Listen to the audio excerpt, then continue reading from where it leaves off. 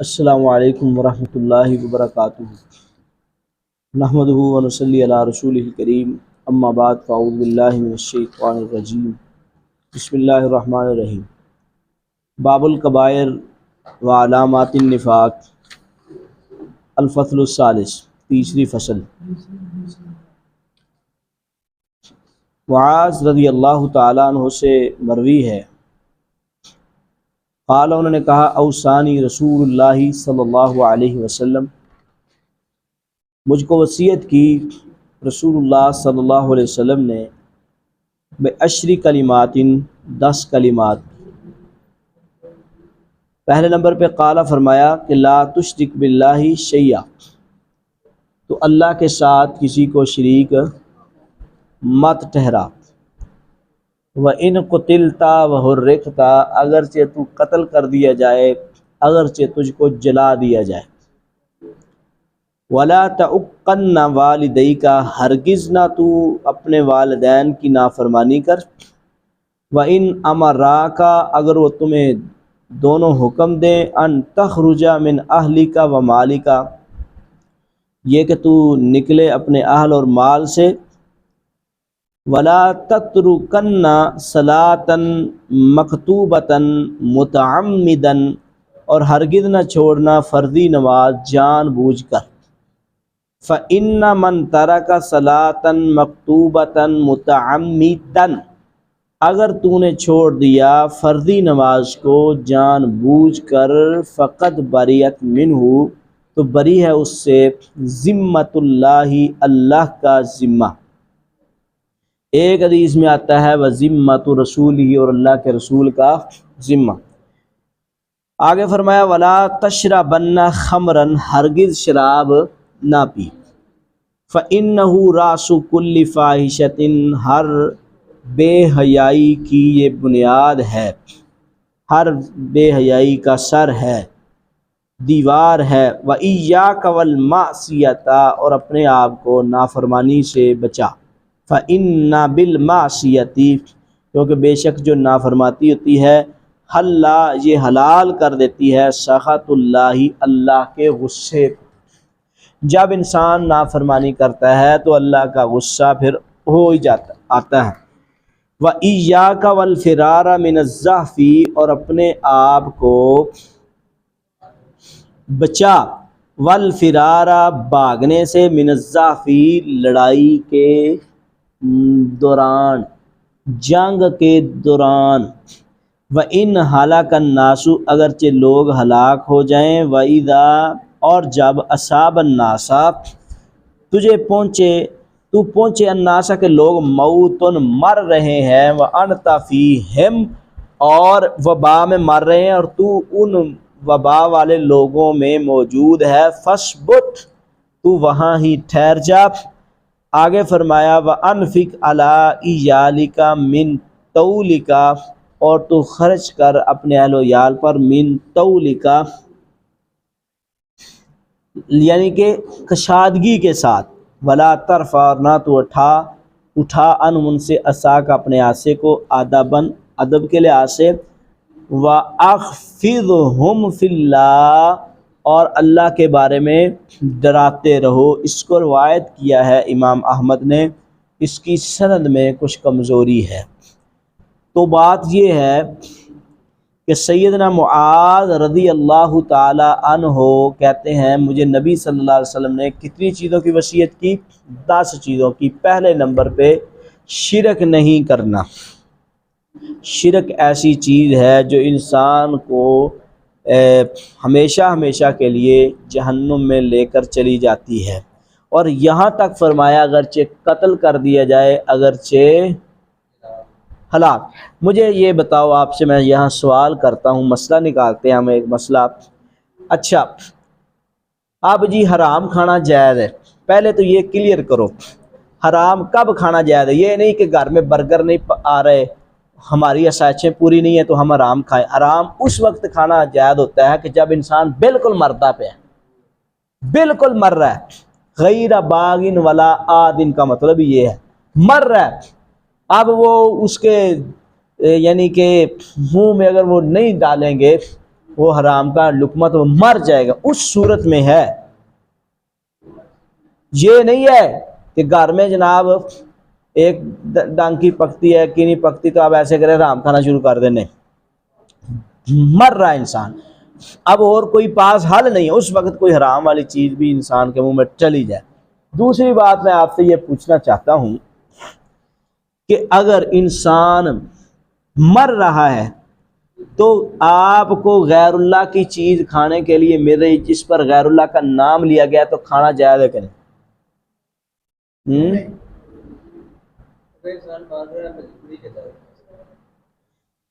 غیر اللہ کے نام کی چیز انسان مر بھی رہا ہے، اس کو کھانا حرام نہیں بلکہ شرک بھی ہوتا ہے، تو اس سے بچنا چاہیے۔ سور کھا سکتا ہے لیکن غیر اللہ کے نام کی چیز نہیں کھانی، یہی تو مطلب ہے وَإِن قُتِلْتَ وَحُرِّقْتَ، اگرچہ قتل کر دیا جائے، اگرچہ جلا بھی دیا جائے۔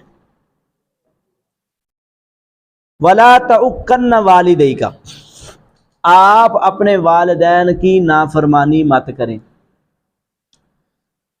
حدیث میں آتا ہے معصیت اللہ، 1898 نمبر حدیث، 1900 نمبر حدیث جامع ترمذی کی، یعنی کہ 1898، 1895، 1896، 1897 اور 1901، 1907، 1905، یہ میں ساری روایتیں آپ کو پڑھ کے سناتا ہوں۔ ایک میں آتا ہے معصیت اللہ، اللہ کی نافرمانی، فی معصیت الوالدی، والد کی نافرمانی میں ہے۔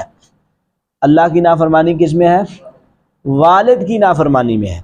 اور دوسری حدیث میں آتا ہے جیسے کہ ایک نے کہا تھا میری ماں نہیں راضی اس رشتے پر، تو نبی صلی اللہ علیہ وسلم نے پھر فرمایا کہ تو یہ رشتہ نہ کر، کیونکہ وہاں وضاحت کی کہ تیرا باپ تیری ماں یہ جنت کے دروازے ہیں، بلکہ باپ تیرا جنت کا دروازہ ہے، چاہے تو اس کو توڑ لے چاہے تو اس کو کھول لے اپنے لیے۔ اور حضرت عبداللہ ابن عمر رضی اللہ تعالیٰ عنہ وہ کہتے تھے میرے باپ کو میری بیوی پسند نہیں تھی، یعنی کہ اس کی کچھ باتیں پسند نہیں تھی، انی احبھا، حضرت عبداللہ بن عمر نیک آدمی ہے، صاحب علم ہے، کہتے میں محبت کرتا تھا وہ مجھ سے کرتا، لیکن میرے باپ کو یہ بات پسند نہیں تھی۔ میں نے جا کے نبی صلی اللہ علیہ وسلم سے پوچھا، آقا علیہ السلام نے کہا طلاق دے دی۔ اور اسی طرح والدین کی دیکھو کتنی زیادہ اہمیت ہے۔ حضرت ابراہیم علیہ السلام جب گئے تھے پہلی دفعہ مشورہ دیا تھا نا کہ گھر کی جگاڑ اچھی نہیں ہے، تو کیا کر دیا؟ فوراً طلاق دے دی۔ یعنی کہ والدین کی رضا ضروری ہے۔ اگر آپ کسی ایسی جگہ پہ بھی شادی کرنا چاہتے ہیں کہ آپ کو پسند ہے، آپ کے والدین، آپ نے اگر وہ کرنی ہے زبردستی بھی کرنی ہے، لیکن والدین کو بھی وہاں مطمئن کرو، ہر پوری ممکن کوشش کر کے ان کو مطمئن کر لو۔ ان کوئی غیر اطمینان کے ساتھ اگر یعنی کہ یہ سلسلہ کرو گے، ہاں یہ نہ ہو کہ آپ کے والدین آپ کا زیادہ نقصان کر رہے ہیں، کفر کی طرف جا رہے ہیں، شرک کی طرف جا رہے ہیں، وہ دینداری کی طرف نہیں شادی کر رہے، دنیا داروں میں کر رہے ہیں، تو ایسی صورت میں تو آپ نہ بھی مانیں گے۔ لیکن یہ ساری چیزیں بھی ہوں تو آپ ایک نہیں رشتہ آپ کو پسند ہے تو آپ اپنے والدین کو مجبور کر سکتے ہیں، ورنہ والدین کی اطاعت ضرور کرو۔ نبی صلی اللہ علیہ وسلم کے پاس ایک آیا تھا نا، اس نے کہا یا رسول اللہ یہ میرا باپ سارا دن، میں سارا دن کماتا رہتا ہوں، یہ کھاتا رہتا ہے، کپڑے بھی، یہ سارا معاملات میرے، میں سارا دن کام کرتا ہوں، یہ سارا دن اسی کام میں ہوتا ہے، پہن لیا کھا لیا۔ آقا علیہ السلام کے پاس وہ باپ آیا، اس کو بلایا گیا اور رونے لگ گیا۔ اس نے کہا یا رسول اللہ چھوٹا سا تھا یہ، اور ہماری شادی کے بعد یہ ہوا، ہم نے بڑی محنت کی، یہ بچہ تھا بول نہیں سکتا تھا بولنا سکھایا، پہن نہیں سکتا تھا پہننا سکھایا کپڑے، اب اس کو پال کے جوان کیا، میں خود بوڑھا ہو گیا، مجھ سے کام نہیں ہوتا، تو میں کیا کروں؟ تو نبی صلی اللہ علیہ وسلم کی آنکھوں میں آنسو آ گئے اور فرمایا انت و مالک ابا کا، تو اور تیرا مال کس کا ہے؟ تیرے باپ کا ہے۔ تو اور تیرا مال کس کا ہے؟ تیرے باپ کا ہے۔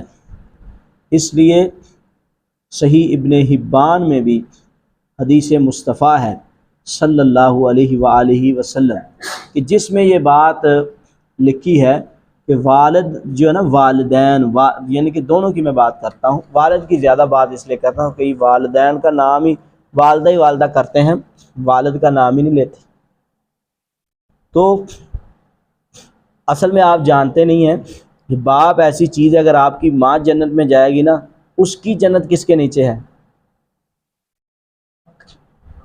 جنت ماں کے قدموں کے نیچے ہے۔ ماں کی جنت کس کے نیچے ہے؟ خامد کے نیچے۔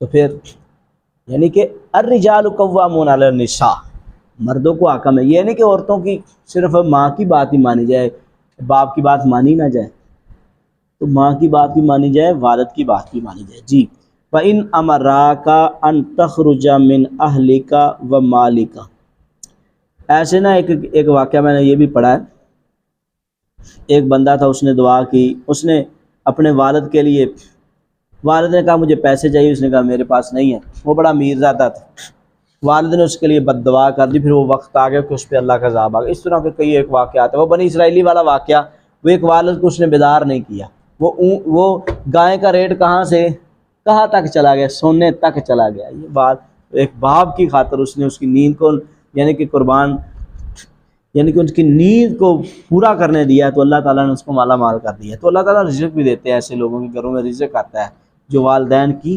خوشنودی چاہتے ہیں۔ جی وَإِنْ أَمَرَاكَ، اگر وہ تجھ کو حکم دیں، أَن تَخْرُجَ مِنْ أَهْلِكَ وَمَالِكَ، یہ کہ تو نکلے اپنے اہل اور مال سے، وَلَا تَعُقَّنَّ وَالِدَيْكَ کی وضاحت تھی۔ وَإِنْ أَمَرَاكَ، اگر تجھے حکم دے، أَن تَخْرُجَ مِنْ أَهْلِكَ وَمَالِكَ، یہ کہ تو نکلے اپنے اہل اور مال سے، وَلَا تَتْرُكَنَّ، اور اس کا مطلب یہ ہے کہ اگر وہ تجھے تیرے اہل اور مال سے بھی تجھے آنکھ کر دیں تو پھر بھی ان کا ادب و احترام کر۔ اس کی مثال حضرت ابراہیم علیہ السلام ہے، باپ نے گھر سے بھی نکال دیا، پھر بھی کہا یا اباتی، اے میرے ابا جان۔ تو اسی طرح صحیح ابن حبان میں نا حدیث ہے، حضرت عبد الرحمن جو بیٹے تھے عبداللہ بن ابی منافق کے، اس کو پتہ چلا کہ میرے باپ نے نبی صلی اللہ علیہ وسلم کو گالیاں دی ہیں، آقا علیہ السلام کو غصہ آیا تھا، اور وہ آیا خود، اس نے کہا مجھے حکم دو میں اپنے باپ کو قتل نہ کر دوں۔ نبی صلی اللہ علیہ وسلم فرمایا نہیں، تو نے اس کے ساتھ بدتمیزی بھی نہیں کرنی اور اس کے ساتھ صلہ رحمی کر۔ اور دوسری بات یہ فرمائی کہ اگر میں اس کے قتل کو حکم دیتا ہوں، لوگ کہیں گے محمد اپنے ساتھیوں کو خود اپنے ہاتھوں سے قتل کر رہا ہے، یہ کام نہیں کرنا۔ اور ثمامہ بن اسال والا واقعہ بھی، یہ سارے واقعات آپ ذہن میں رکھو۔ ثمامہ بن اسال کا واقعہ بھی اس بات کی دلیل ہے کہ جب اس کو باندھ دیا گیا تھا، جب وہ مسلمان ہو گیا، اس کے بعد اس نے راشن بند کر دیا تھا مکے والوں کا، تو نبی صلی اللہ علیہ وسلم کے وہ سارے رشتہ دار آئے، انہوں نے رشتہ داروں کا کتنا خیال کیا، حالانکہ وہ مشرک تھے۔ یہ اپنی طرف ہے، صلہ رحمی کرنی چاہیے تاکہ آپ صلہ رحمی کے ذریعے ان تک دین پہنچائیں۔ اچھا، وَلَا تَتْرُكَنَّ صَلَاةً مَكْتُوبَةً مُتَعَمِّدًا، جان بوجھ کر فرضی نماز نہ چھوڑے۔ فَإِن تَرَكَ، اگر آپ نے چھوڑے، صَلَاةً مَكْتُوبَةً مُتَعَمِّدًا، فرضی نماز، فَقَدْ بَرِئَتْ مِنْهُ ذِمَّةُ اللَّهِ، تو اللہ کا ذمہ جو بری ہو جاتا ہے۔ یہ کیا مطلب ہے؟ اس حدیث کا مطلب کیا ہے کہ اللہ کا ذمہ بری ہو جاتا ہے فرضی نماز چھوڑو؟ میں آپ کو سمجھاتا ہوں۔ حدیث میں آتا ہے من صلی صلاۃ الفجر فهو فی ذمۃ اللہ، جو فجر کی نماز پڑھتا ہے نا وہ اللہ کے ذمہ ہو جاتا ہے۔ اب اس کا مطلب کیا ہے؟ آپ کی جان، آپ کی عزت، آپ کے مال، آپ کی صحت کی حفاظت کون کرے گا؟ اللہ۔ کوئی آپ کو نقصان پہنچا سکتا نہیں۔ اس طرح فرمایا جس نے عصر کی نماز چھوڑ دی اس کا مال بھی تباہ اور اس کا اہل بھی تباہ۔ اہل تباہ کا مطلب کیا؟ گھر میں فساد، مال تباہ، کیا اس میں برکت نہیں ہوگی؟ کبھی بھی مال و دولت کے پیچھے نماز عصر نہیں چھوڑ۔ اب مجھے لگتا ہے کہ آپ کو پتہ چل گیا کہ اللہ کا ذمہ ختم ہو جاتا ہے۔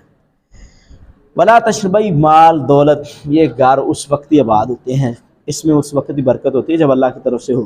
ولا تشربن خمر، شراب نہ پیو، کیوں؟ فإنہ رأس کل فاحشہ، ہر یعنی کہ بے حیائی کا یہ سر ہے، اس کی بنیاد ہے۔ شراب پی کے نہ نماز پتہ، نہ روزے کا پتہ، نہ ماں کی عزت کا پتہ، نہ باپ کی عزت کا پتہ، کسی شے کا نہیں پتہ، بے حیا ہو جاتا بندہ۔ اذا لم تستحی فاصنع ما شئت، جب بندہ بے حیا ہو تو پھر یہ ساری چیزیں کب سمجھ آئیں گی اس کو؟ کچھ بھی نہیں ہوتا پھر۔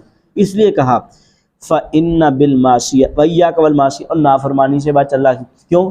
فإن بالمعصیتی، بے شک نافرمانی، حل سخط اللہ، یہ اللہ کی ناراضگی کو حلال کر دیتے ہیں، تو اللہ تعالیٰ ناراض ہو جاتے ہیں۔ وَإِيَّاكَ وَالْفِرَارَ مِنَ الزَّحْفِ، اور لڑائی والے دن نہیں بھاگنا، بچا اپنے آپ کو، اور اس وقت دوستوں کے ساتھ کھڑا ہوا کرو جب وہ پھنسے ہوں، اس وقت ساتھ دینا بڑی بات ہوتی ہے۔ جب کوئی جنگ لگی ہے، جب کوئی فتنہ ڈار ہے، اس وقت ساتھیوں کے ساتھ کھڑا ہونا یہی اصل ہے، وفاداری ہے۔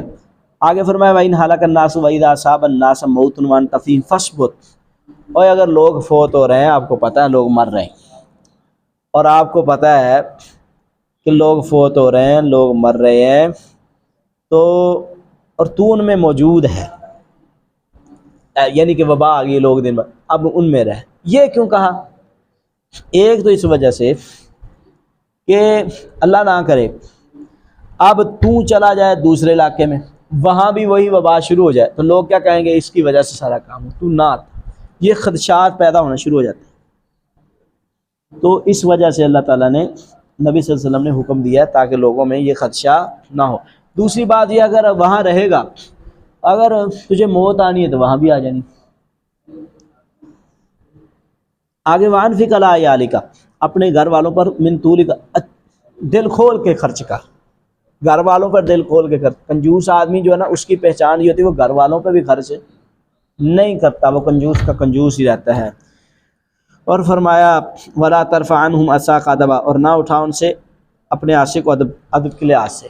کیا مطلب ہے؟ گھر میں تھوڑی بہت چھوٹا ڈانگ بھی چل جانی چاہیے، سختی بھی ہونی چاہیے، یہ نہیں کہ ہر ٹائم نرمی، بیٹا کدھر جا رہا ہے کوئی پوچھنے والا نہیں۔ ایسا گھر، ایسی حکومت، ایسا مدرسہ نہیں چل سکتا جس میں کوئی پوچھنے والا نہ ہو۔ اگر ہم اپنے اساتذہ کو نہیں پابند کریں گے، ان کو چھوڑ دیں گے ان کے حال پہ، تو اساتذہ بھی ڈھیلے ہو جائیں گے۔ اساتذہ بچوں سے نہیں پوچھیں گے، کوئی بھی نہیں یہیں بیٹھ کے پڑھے گا۔ تو اس لیے سختی ضرور ہونی چاہیے، ہر وقت نرمی نہیں، کچھ نہ کچھ سختی کا پہلو ضرور ہونا چاہیے۔ کسی نہ کسی گھر میں ایسی شخصیت ضرور ہونی چاہیے کہ جس کا سب کو ڈر ہو۔ واخفضھم فی اللہ، اور اللہ کے بارے میں ان کو ڈراتے رہو۔ وعن حذیفہ رضی اللہ تعالیٰ عنہ قال، حضرت حذیفہ کہتے ہیں انما النفاق، آخری حدیث ہے صحیح بخاری کی، انما النفاق، نفاق کان علی عہد رسول اللہ، یہ نبی کے زمانہ میں تھا، فاما الیوم، رہا آج کا دن، کانما هو الکفر والایمان، وہ کفر اور ایمان ہے۔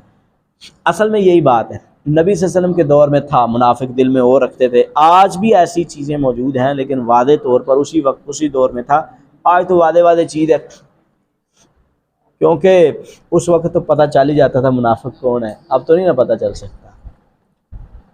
تو اللہ تعالی ہمیں عمل کی توفیق عطا فرمائے۔ منافق کی نشانیاں آپ کو پتہ ہے کون سی ہیں، اللہ ہم کون سے محفوظ فرمائے۔ اور کفر، اور صرف اس وقت جا تو بندہ کافر ہوتا ہے یا ایماندار ہوتا ہے، باقی دل کا اس وقت میں دور میں تھا منافقوں کی نشاندہیاں۔ اب ہم کسی منافق کی نشاندہی پہلی بات تو ہم کر ہی نہیں سکتے۔